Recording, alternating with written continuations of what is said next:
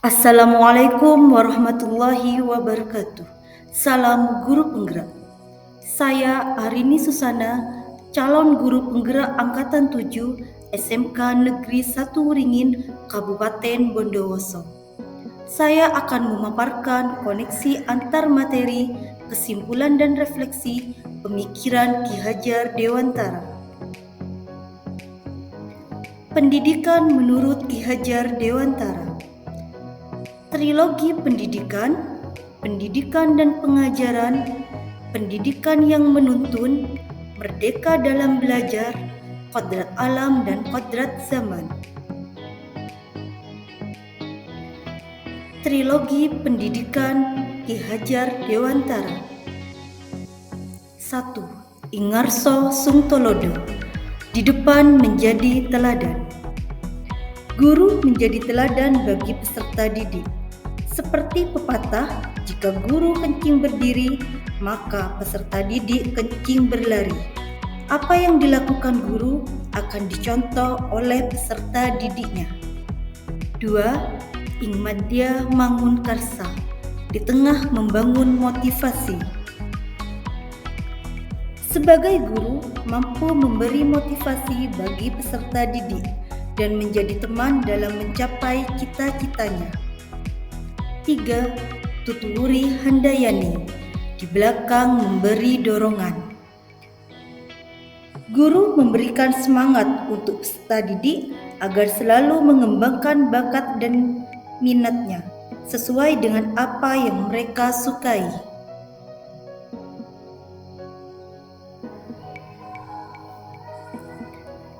Pendidikan dan pengajaran.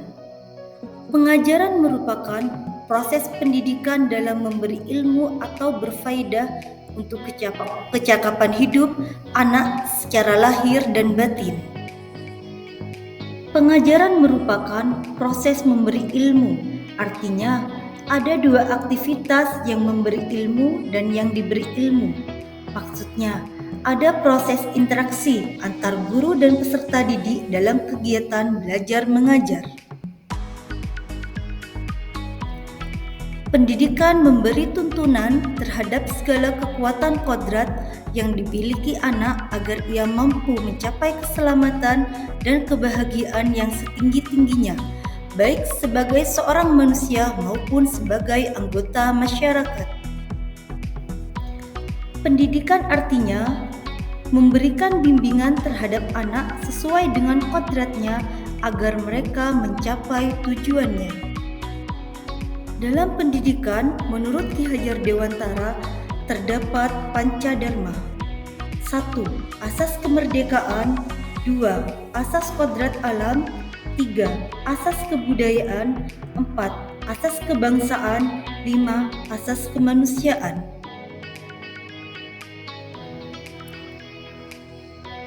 Pendidikan yang menuntun tumbuh atau hidupnya kekuatan kodrat yang ada pada anak-anak agar dapat memperbaiki lakunya, bukan dasarnya, hidup dan tumbuhnya kekuatan kodrat anak. Menuntun artinya mengarahkan, peserta didik bebas berjalan dan sebagai guru mengarahkan jalan tersebut agar mencapai keselamatan. Merdeka dalam belajar. Mendidik dan mengajar adalah proses memanusiakan manusia, sehingga harus memerdekakan manusia dan segala aspek kehidupan baik secara fisik, mental, jasmani, dan rohani. Merdeka belajar, anak memiliki kebebasan untuk mengasah bakat, minat, dan kemampuannya sesuai dengan apa yang ia sukai. Kodrat alam dan kodrat zaman. Kodrat alam berkaitan dengan sifat dan bentuk lingkungan di mana anak berada. Artinya, setiap anak memiliki kodratnya masing-masing, memiliki karakternya masing-masing. Sebagai guru, kita membimbing atau menuntun agar muncul sifat-sifat baiknya. Kodrat zaman berkaitan dengan isi dan irama. Sebagai guru harus membekali keterampilan peserta didik sesuai dengan zaman dan mampu menyesuaikan diri sesuai dengan zaman saat ini.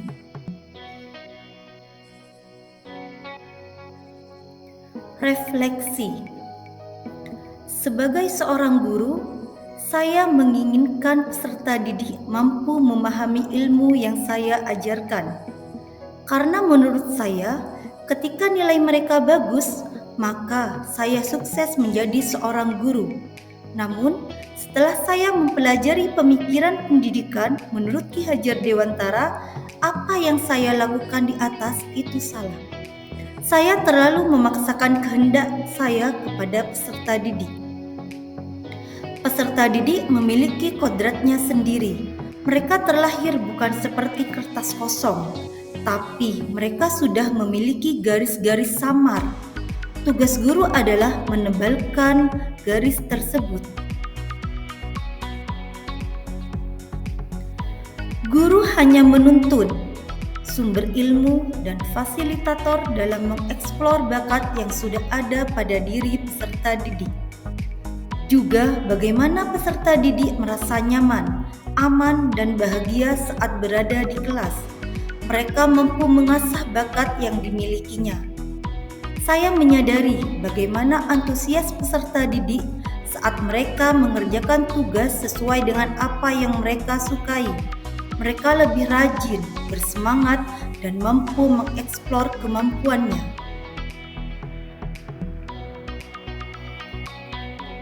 Penerapan pemikiran Ki Hajar Dewantara di kelas. Salah satu penerapan yang saya lakukan, kemerdekaan dalam belajar. Saya menuntun peserta didik dalam mengeksplor bakatnya. Saya mengajar mata pelajaran bahasa Indonesia. Salah satu materi yang saya ajarkan adalah menyajikan anekdot. Biasanya tugas akhir dalam anekdot adalah menulis teks anekdot. Saya mencoba mengeksplor bakat peserta didik dalam menyajikan anekdot tersebut. Jadi, saya memberikan 3 pilihan kepada peserta didik sesuai dengan bakatnya. Pertama, boleh menyajikan dalam bentuk laporan bagi peserta didik yang mampu dan suka menulis teks anekdot. Kedua, peserta didik boleh menyajikan dalam bentuk lawakan tunggal atau monolog bagi mereka yang suka bercerita di depan kelas. Ketiga, boleh menyajikan dalam bentuk grafis, yaitu komik, bagi mereka yang suka mendesain atau menggambar. Hal tersebut membuat peserta didik semangat dan bahagia karena mereka mengerjakan tugas sesuai dengan apa yang mereka sukai. Itulah tadi pemaparan koneksi antar materi. Terima kasih. Salam guru penggerak. Wassalamualaikum warahmatullahi wabarakatuh.